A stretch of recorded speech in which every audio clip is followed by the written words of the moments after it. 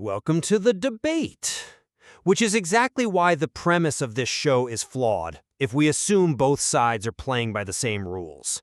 Because when a covert narcissist lets out that heavy performative sigh during a conflict and whispers, "I guess I'm just a burden to you," that isn't an expression of sadness. It is a highly calculated, lethal chess move designed to force you into a caregiving role. It is weaponized vulnerability, plain and simple. Please. You are literally gaslighting the clinical consensus right out of the gate. I am observing the actual behavior. You are irresponsibly pathologizing profound childhood trauma. You're taking a Mahler separation individuation rupture and dressing it up as some mastermind plot. How can you possibly clinically distinguish a calculated chess move from a legitimate autonomic nervous system shutdown? Because we can measure these systematic outcomes. I argue that covert narcissism functions as an architecture of control. You want to talk about trauma, but what we are actually witnessing is intermittent reinforcement used to dominate a partner. And I argue that your entire predator framework is a paranoid misreading of human fallibility. If we actually examine the psychology of the vulnerable narcissist, we don't find the Machiavellian mastermind. We find a profoundly broken ego structure. A broken structure that systematically dismantles the person trying to love them. Let's look at the covert narcissist playbook, specifically intermittent reinforcement. This isn't abstract. It operates on the exact same psychological mechanism as B.F. Skinner's variable ratio schedules. Audio cue. Heavy sigh. Comparing human attachment to a rat pressing a lever. Brilliant nuance. It is the exact same neurological hook that makes a slot machine addictive. A covert narcissist will execute a cycle of intense, intoxicating love bombing, followed abruptly by a punitive and seemingly inexplicable coldness, or the silent treatment. The silent treatment isn't a tactic, it's an emotional collapse. But go on. Because the victim never knows when the affection will return, their brain becomes hyper-fixated on the source, right? Flooding with dopamine only when the abuser temporarily restores the peace. It is a deliberate starvation tactic to extract narcissistic supply. They need structural validation, and they acquire it by watching their victim desperately try to stabilize the relationship. I completely understand why you look at that devastating cycle and you just see a calculated starvation tactic. The impact on the partner is undeniably profound, but you are committing a textbook fundamental attribution error. You're observing a harmful behavior and retroactively assigning this evil mastermind intent to it. It isn't retroactive. You see it in the micro behaviors, the backhanded compliments, saying, "You look so much better when you actually put effort into your makeup." That is designed to subtly humiliate while maintaining a veneer of plausible deniability. Or it's a projection of their own inadequacy. If we look at the psychoanalytic work of Nancy McWilliams, we get a much clearer picture. What you are observing isn't a plotted strategy to induce narcissistic fog. It is a process called projective identification. Projective identification doesn't explain weaponized incompetence, claiming "I'm just too anxious to handle the finances" to specifically force the partner into perpetual servitude. A vulnerable narcissist has a self-structure that is essentially hollow. It relies entirely on external reinforcement because of severe early attachment ruptures. So when they experience the intolerable burning sting of inadequacy, their psyche simply cannot process it. They unconsciously project those unwanted toxic feelings of shame onto their partner. Unconsciously? You really believe yes, unconsciously. They subconsciously orchestrate the dynamic so that the partner feels the confusion and the anxiety that the narcissist cannot survive carrying. You keep framing this as a conscious chess match, but it is actually a desperate, primitive defense mechanism. It is the anatomy of profound shame, not the architecture of control. Okay, well, that brings us to a really crucial juncture, because we have to look at how accountability is handled. If we want to test whether this is an unconscious offloading of shame or a highly conscious evasion of accountability, let's dissect DARVO. Fine, let's dissect it. Deny, attack, reverse victim, and offender. This is the specific sequence where the calculation becomes undeniably apparent. Picture a scenario where a partner brings up a legitimate, gentle grievance. They say, it really hurt me when you dismissed my career milestone at dinner last night. Right. In a healthy dynamic, that prompts reflection. But the covert narcissist instantly pivots. They exploit a chronic illness, or they feign an absolute emotional collapse. They start weeping and say, "Why do you always make me feel like such a burden? I try so hard, and I am just never enough for you." Which is exactly what a shame collapse looks like. That reversal is a highly effective narrative hijacking tool. They have taken the threat of accountability and neutralized it by making themselves the victim. The original grievance is completely buried, and now the partner is the one apologizing. That requires an acute awareness of interpersonal leverage. No, it requires a fragile ego entirely unequipped to handle reality. Look at the research on shame proneness by Tanguy and Deering. It completely reframes that exact moment. For a secure individual, a mild grievance is just conversational feedback. But for a vulnerable narcissist, It's an excuse to manipulate. no, it registers as a life-threatening narcissistic injury. Their fragile self-concept is a desperate illusion of goodness, constructed specifically to mask a core belief that they are fundamentally defective. When a partner points out a flaw, the narcissist's psychological survival is instantly threatened. So they punish the partner to survive? What you are calling narrative hijacking is actually a cascade of psychological circuit breakers, tripping one by one. Audio cue, 2-second dramatic pause. Are you genuinely incapable of understanding that an individual locked in a fight-or-flight trauma response is neurologically incapable of the Machiavellian premeditation you're accusing them of? But a fight-or-flight response is acute. It's an immediate, short-term physiological reaction. I push back on your entire trauma defense precisely because the covert narcissist's punitive measures are often incredibly protracted. They are sustained over time. Sustained dysregulation is still dysregulation. Let's look specifically at the silent treatment then. This isn't a momentary panic or a healthy timeout to regulate emotions. The silent treatment is a deliberate siege.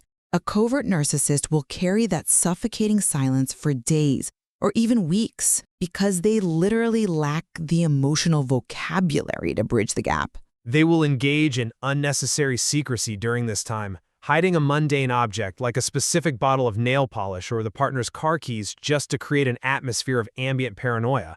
They deliberately withhold physical affection, turning entirely cold and unreachable specifically to trigger the partner's autonomic anxiety. You are actively gaslighting the interpretation of the silent treatment. Pointing to mentalization-based therapy, MBT completely dismantles your siege theory. MBT doesn't excuse holding a partner hostage in their own home. Covert narcissists possess an impaired ability to mentalize, to understand internal emotional states. When they encounter that relational friction, their ability to process complex emotion doesn't just panic, it shuts down completely. They experience a state of profound alexithymia.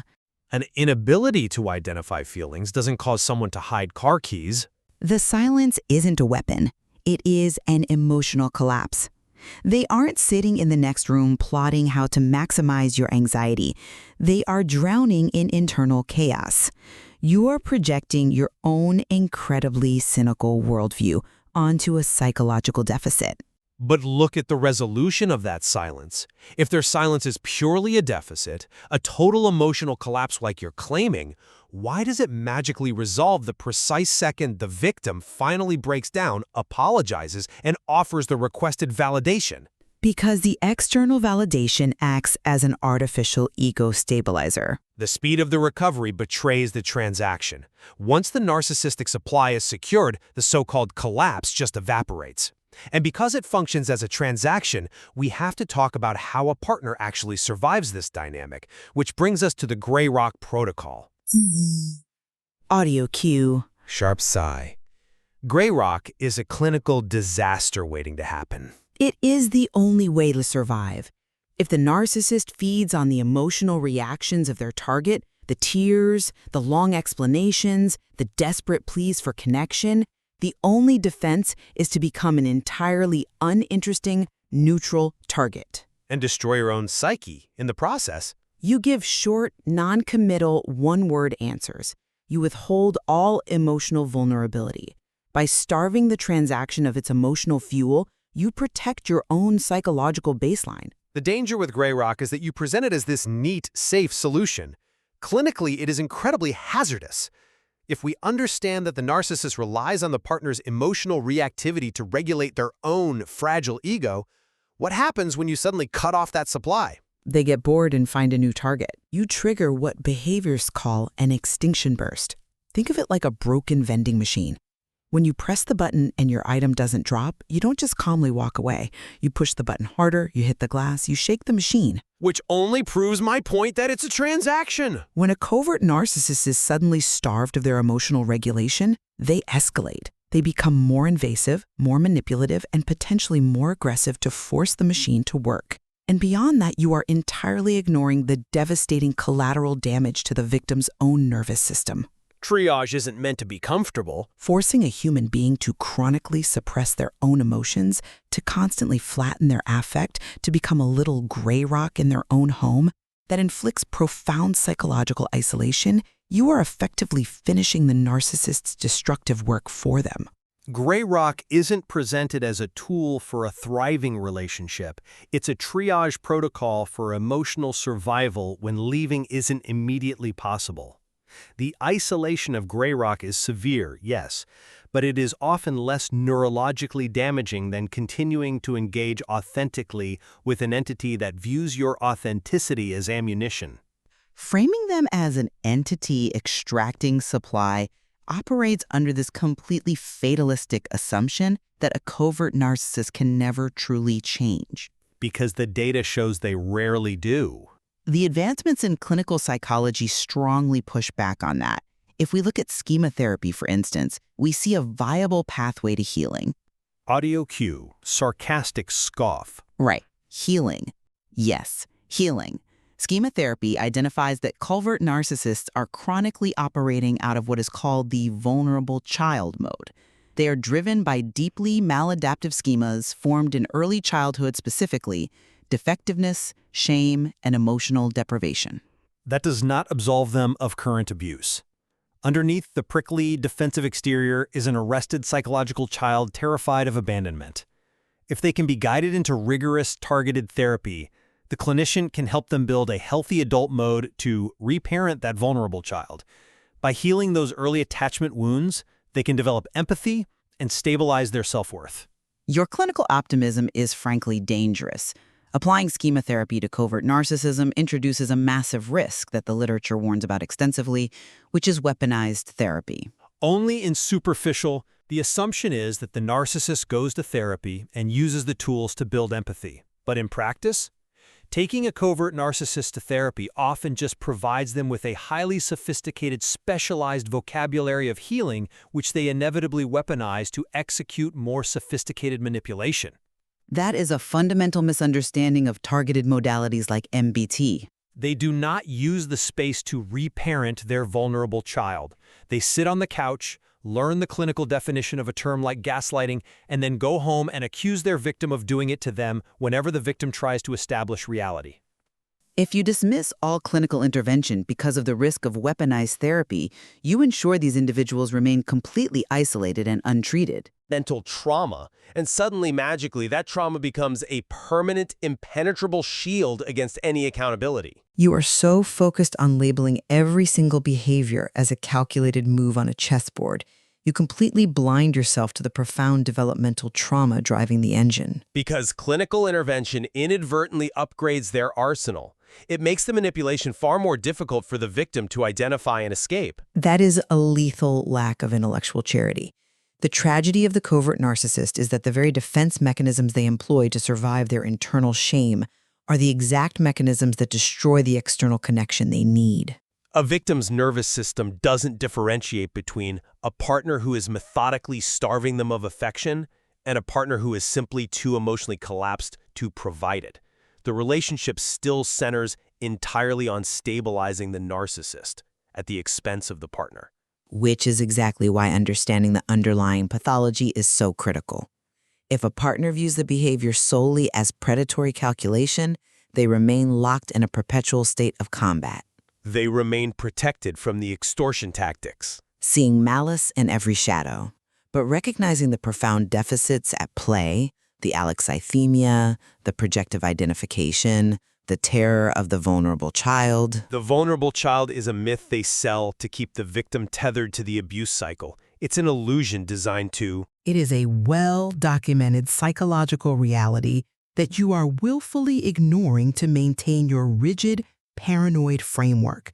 You are completely dismissing the limits of human capacity to pathologize. I am exposing the architecture of control that you were too busy making excuses for. When they sigh and play the victim, it is not a collapse, it is a deliberate trap designed to… It is a cry for a secure attachment that they literally lack the neural pathways to sustain.